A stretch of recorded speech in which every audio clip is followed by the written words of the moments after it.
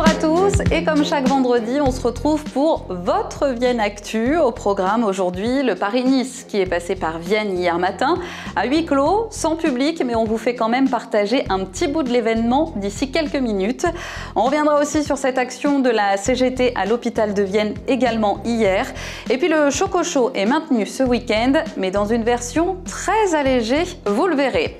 Ce week-end, votre météo s'annonce aussi très mitigée. Vous aurez pas mal de grisailles demain et surtout un mercure qui baisse.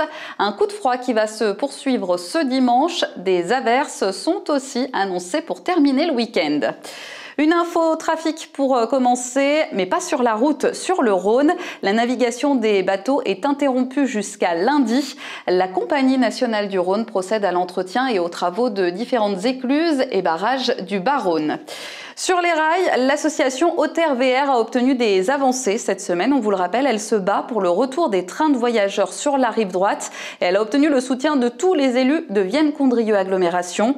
Le Conseil a donné un avis favorable. L'association continue de démarcher les différents maires et va organiser dimanche 21 mars une manifestation festive à Condrieu. C'était l'événement de la semaine à Vienne, le départ de la 5e étape du Paris-Nice hier sur la place Simone Veil. Les coureurs ont traversé une partie de la ville et même si le protocole sanitaire a annulé une partie des animations, c'était un rendez-vous important suivi par une cinquantaine de curieux.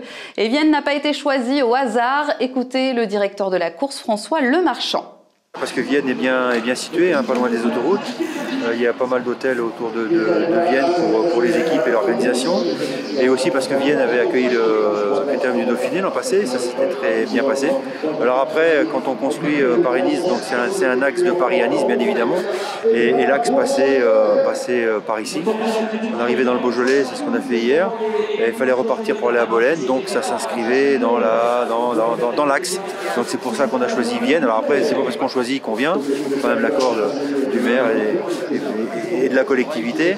Et donc, comme ça s'est bien passé avec le Dauphiné l'an passé, ben voilà, ça s'est fait assez rapidement. Dans ces rangs, il y a des coureurs particulièrement. On aimerait du public partout, les préfets en décident autrement, c'est comme ça. Et on suit les mesures préfectorales. Mais ouais, c'est vrai que c'est une ambiance particulière, mais malgré tout, ça reste quand même une épreuve importante au niveau de l'image. Donc pour Vienne, c'est parfait. Et, normalement, en début de retransmission sur France Télévisions, il y a toujours une petite pastille de 2-3 minutes sur la ville de départ. Donc c'est ce qu'on a fait depuis 2-3 ans, on a mis ça en place. Donc je pense qu'on verra Vienne et on pourra les remercier de leur accueil. C'est parti!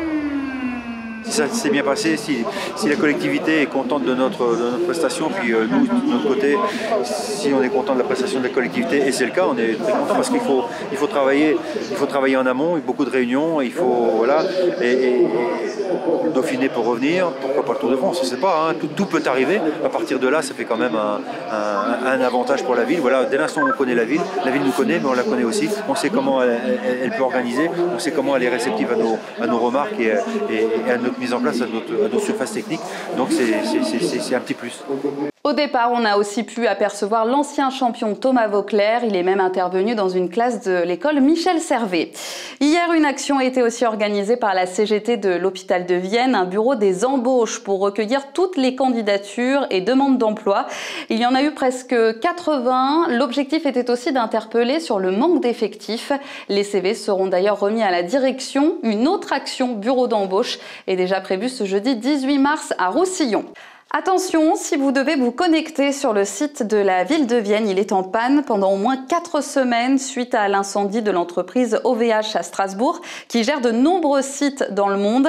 Des nouveaux liens sont disponibles sur vienne.fr si vous devez accéder à l'espace famille ou bien prendre rendez-vous pour un vaccin ou un titre de séjour.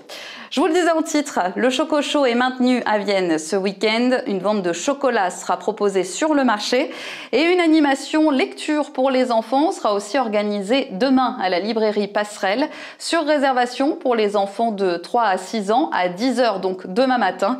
Elle sera animée par les étudiants du lycée Ella Fitzgerald. On termine avec un petit peu de culture avec le concert annuel des professeurs du Conservatoire de Vienne.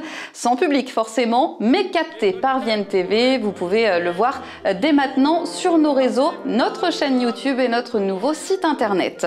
Et puis direction le pavillon du tourisme pour cette expo-vente en place depuis une semaine. Des céramistes présentent leurs œuvres. Les prix vont de 15 à 600 €.